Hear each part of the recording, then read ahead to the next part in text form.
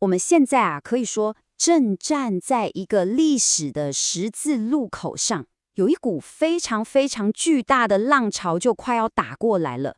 而我们今天要来深入聊的这个主题，它很可能会定义我们整个21世纪。这一波浪潮的核心概念其实是来自这本超级重要的书《即将到来的浪潮》。它的作者穆斯塔夫·苏赖曼本身就是个人工智慧领域的先驱。可以说，这本书就像是给了我们一张地图，帮助我们去理解未来，真的非常关键。你听听看这段话。当我们站在这个转捩点上，我们面临一个选择，一个是拥有无限可能性的未来，另一个则是无法想象的险境。人类的命运可以说是悬于一线。感觉很有力道，对吧？但你知道吗？刚刚那段话其实是 AI 写的，没错，就是人工智慧。而这也正好点出了我们今天要探索的核心，一股非常强大，而且跟我们每一个人都脱不了关系的力量。好，我们先不说那么沉重的，我们先来看看充满希望的那一面。这一波新技术的浪潮到底为我们带来了多么令人难以赏识、多么乐观的前景？你想想看，这波浪潮的核心就是人工智慧和合成生物学，他们承诺要帮我们做什么？解开宇宙的秘密，治好那些困扰我们几世纪的疾病，创造出我们从没见过的艺术和文化，甚至重新设计生命来解决粮食问题，开发干净的能源。哇，这些可不都是小事哦，全都是人类长久以来最想解决的重大挑战。不过呢，事情总是有另一面，对吧？这也带来了一个很根本的问题，而这个问题的答案说不定就藏在历史的规律里面。历史上几乎所有会改变世界的基础科技都遵循着一个几乎无法改变的定律，就是它会变得越来越便宜，越来越好用，然后最终普及到所有人的手上。你想想，从印刷术到我们现在人手一支的智慧型手机，是不是都是这样？这股力量好像谁也挡不住。你看这个时间轴就更清楚了，这些科技浪潮不只是在扩散而已，它的速度还越来越快，影响力也越来越大。你看，从印刷术到内燃机，再到电晶体，一直到智慧型手机，每一波浪潮之间的间隔都在急剧缩短。可是作者要说的是，这一次的浪潮，也就是 AI 跟生物科技，跟以前的每一次都不一样，而这也就是所有问题的根源。我们拿围棋来当例子好了。围棋这个古老的游戏，它棋盘上所有可能的变化数量，你知道有多少吗？比我们已知的整个宇宙里面的原子总数还要多。这是一个曾经被认为机器绝对不可能征服的复杂领域。那问题就来了，既然这么复杂，一个机器到底要怎么样才有可能击败人类的世界冠军呢？这个故事你可能听过，就是 DeepMind 的 AlphaGo 的学习过程真的会让人吓一跳。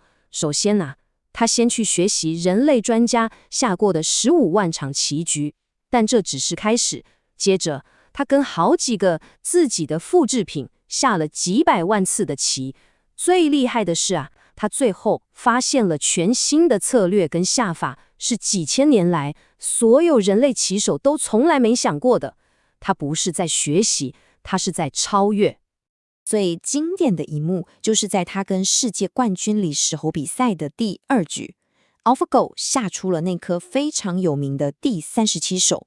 当时全世界的评论员都傻眼了，说这一步棋根本是失误，看起来非常奇怪。结果呢，后来证明这一步棋就是他赢得比赛的关键。这就告诉我们 AI 有能力产生出连顶尖专家都看不懂的一种超乎人类的洞察力。为什么会这样？关键就在于规模。你看，像 GPT-3 这种大型语言模型，它学习的资料量是超过5000亿个单词的文本。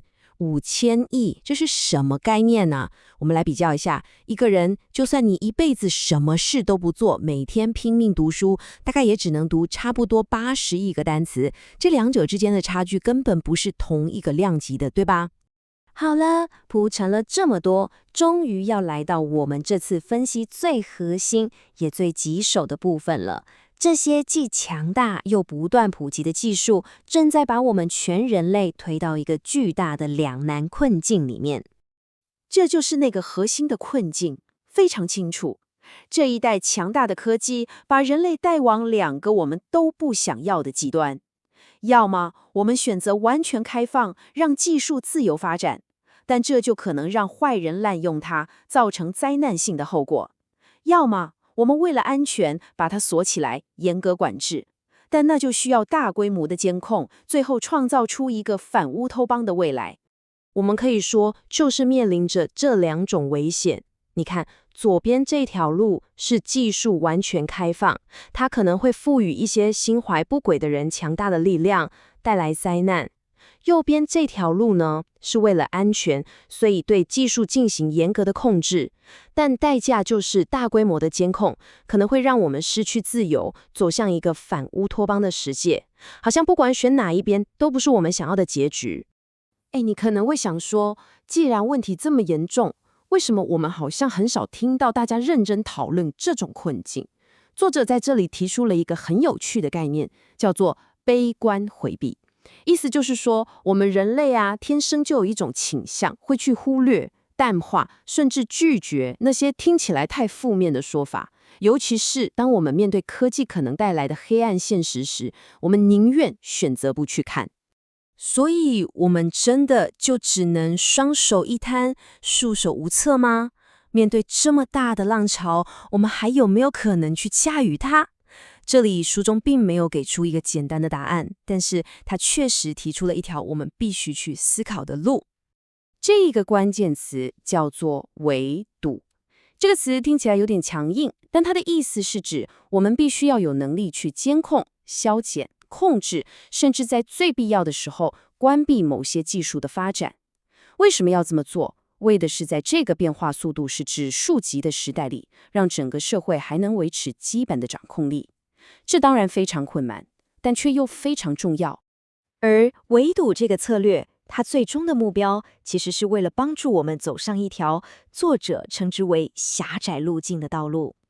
这条路的意思是，人类必须想办法在完全开放跟完全封闭这两个极端之间找到一个非常非常精准的平衡点。只有这样，我们才有可能同时避开灾难和反乌托邦这两种可怕的结局。这条路绝对不好走，但却可能是我们唯一的希望。穆斯塔法·苏赖曼把这条路称为狭窄路径。那我们呢？我们找得到这条路吗？我想这个问题没有人有简单的答案。它考验的是我们这一代人，甚至是未来好几代人的智慧跟决心。而这可能就是我们这个时代最重大也最无可回避的挑战了。